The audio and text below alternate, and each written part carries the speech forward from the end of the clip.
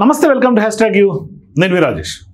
So ఇప్పుడు ప్రధానంగా BRS party తెలంగాణలో అందరూ కూడా బీఆర్ఎస్ పార్టీ గురించి చర్చించుకుంటున్నారు. అంటే అధికారం కోల్పోయిన తర్వాత ఇప్పుడు ఒక రకంగా కేసులు ఒకవైపు ఉక్కిరిబిక్కిరి చేస్తుంటే మరోవైపు అదే పార్టీలో నుంచి బయటకు వచ్చి కవిత కూడా ఇప్పుడు సొంత కూతురుగా ఉన్నటువంటి కవిత కూడా జాగృతిని స్ట్రెంగ్తన్ చేయటం, జాగృతి ద్వారా ఇప్పుడు విమర్శలు గుప్పియటం, ఏకంగా అవినీతి అనుకొండలని అనటం, ఇట్లా బీఆర్ఎస్ పార్టీని ముప్పు తిప్పలు పెడుతూ ఉన్నారు. వరుసగా ఇప్పుడు సుడిగుండంలో చిక్కినట్టుగా చిక్కింది గులాబీ పార్టీ. మరి ఇటువంటి సందర్భాల్లో అగ్రెసివ్గా ఉండాల్సినటువంటి అధినాయకత్వం ఒక రకంగా మౌన వ్రతం చేస్తూ ఉన్నారు. అంటే కొంత మౌన వ్యూహంలోనే కేసీఆర్ ఉన్నారు.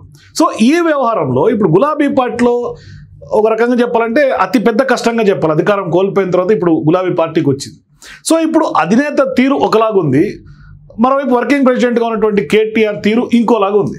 ఎట్లా ఆ తీరు అంటే ఒకరు అతివృష్టి ఇంకోరేమో అనావృష్టిలాగా కనిపిస్తుంది. అంటే ఒకరు ఒక ఎత్తు అయితే ఇంకోరు ఇంకో ఎత్తు.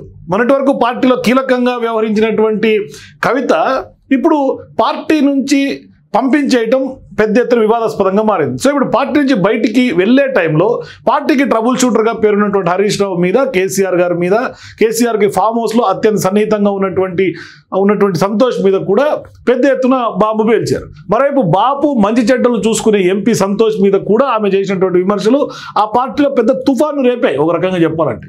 మరి ఇటువంటి సందర్భాల్లో కేసీఆర్ ఆరోగ్యం పైన కూడా చాలా సందేహాలు రాజకీయ వర్గాల్లో కొంత వినిపిస్తున్నటువంటి మాట కూడా ఉంది. కొంత బీపీ, షుగర్ అని ఇట్లా డిఫరెంట్ చెప్తూ ఉన్నారు.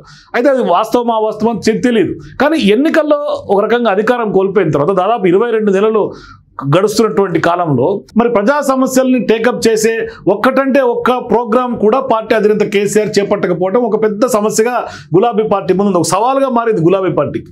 మరి ఎన్నికల్లో పార్టీ ఓడేందుకు కారణమైనటువంటి ఎర్రవల్లి ఫామ్ హౌస్ నుంచే ఇప్పటికీ ఆయన బయటికి రాకుండా అక్కడే పరిమితమై ఉన్నారు. మరి ఇప్పుడు అక్కడ పరిమితమైనటువంటి పార్టీ నేతలకు మాత్రమే అందుబాటులో ఉంటున్నటువంటి కేసీఆర్ గారి తీరుపైన పార్టీ వర్గాలు కూడా ఒకంత అసంతృప్తిగా కొంత గరంగా ఉన్నట్టుగా కనిపిస్తోంది.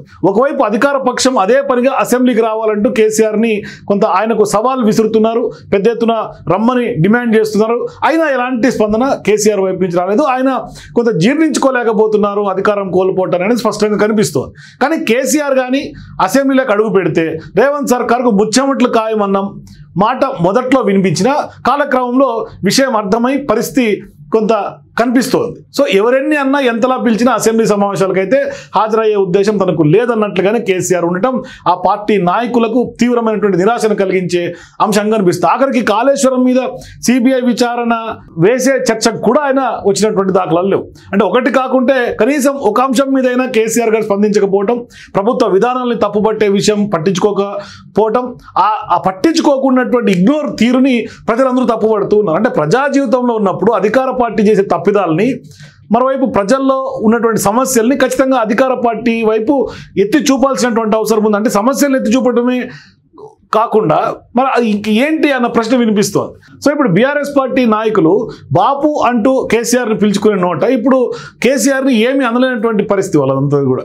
అంటే పలుకే బంగారం అయిపోతున్నట్టుగా కనిపిస్తుంది కేసీఆర్ గారి నోటి నుంచి.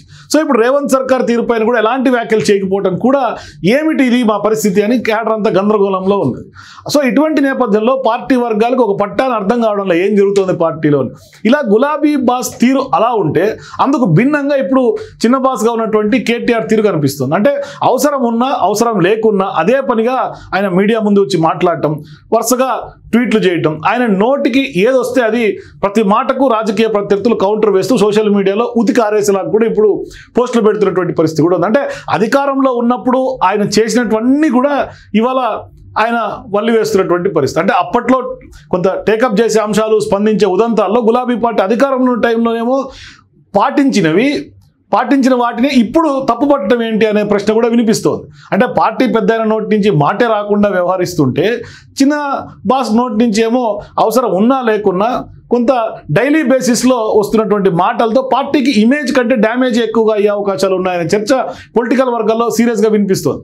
మరి ఇప్పుడు గులాబీ పార్టీ కేవలం తండ్రి కొడుకుల వ్యవహారాన్ని లోగుట్టుగా ఒక సీనియర్ నాయకులు కూడా ఆసక్తిగా వ్యాఖ్యానిస్తూ ఉన్నారు. అంటే పెద్ద ఆయనేమో అనావృష్టి, చిన్న ఆయనేమో అతివృష్టి అని ఆ ఇద్దరి మధ్య తారతమ్యాలు ఇప్పుడు బీఆర్ఎస్ పార్టీలో హాట్ టాపిక్గా మారుతుంది. మరి ఇద్దరు ఇంత వేరియంట్స్తో కొంత గులాబీ పార్టీ ఇప్పటికే ఉక్కిరి బిక్కిరి అవుతుంది. కొత్తగా ఇద్దరు వేరియంట్స్ కూడా కొంత గులాబీ పార్టీ క్యాడర్కి నాయకులకు అర్థం కానటువంటి పరిస్థితి. అంటే ఒక రకంగా చెప్పాలంటే అతివృష్టి అనావృష్టిది కొంత అక్షర సత్యంగా అనిపిస్తుంది బీఆర్ఎస్ పార్టీకి. ఇది ఒక రకంగా చెప్పాలంటే ఒక భిన్న వాతావరణం. అంటే పొలిటికల్గా ఒకవైపు ఖచ్చితంగా నిజంగా కేటీఆర్ గారికి స్పష్టంగా పార్టీని ఇచ్చేసేయాలి, ఆయన లీడర్షిప్ని ఎంకరేజ్ చేయాలి అంటే ఈయన మౌనంగా ఉండాల్సినటువంటి అవసరం లేదు అంటే ఆ క్లారిటీ అన్న ప్రజలకు ఇచ్చేసి కొంత ఆ దిశగా వెళ్లాల్సినటువంటి అవసరం ఉంది. లేదు అంటే భవిష్యత్తులో ఇంకా ఎదురుదెబ్బలు తగిలే అవకాశాలు ఉంటాయి. అంటే ఒకప్పుడు జాతీయ పార్టీగా పెద్ద ఎత్తున దేశవ్యాప్తంగా వెళ్ళి థర్డ్ ఫ్రంట్ అనే ఒక నినాదం ముందుకు తీసుకొచ్చినటువంటి నేపథ్యంలో అది కాస్త ఇవాళ ఆఖరికి తెలంగాణలోనే గ్రౌండ్ మిస్ అయినటువంటి పరిస్థితి. కేసుల పరంపర ఉక్కిరి బిక్కిరి చేస్తోంది. కాళేశ్వరం సిబిఐ, ఫోన్ ట్యాపింగ్ కూడా సిబిఐ, ఇప్పుడు నెక్స్ట్ పెద్ద ఎత్తున ఫార్ములా ఈ కార్ రేస్ కేసులో చిన్నబాసు కూడా చిక్కులు ఉన్నాయి. అంటే ఈయన గతంలో అధికారంలో ఉన్నప్పుడు ఏదైతే పార్టీ ఫిరాయించినటువంటి ఎమ్మెల్యేల విషయంలో ఆనాడు వేదాలు, ఆనాడు పెద్ద ఎత్తున నీతి వాక్యాలు వల్లివేసినటువంటి గులాబీ పార్టీ నాయకులు ఇవాళ దాన్నే తప్పుపడుతున్నటువంటి సందర్భం.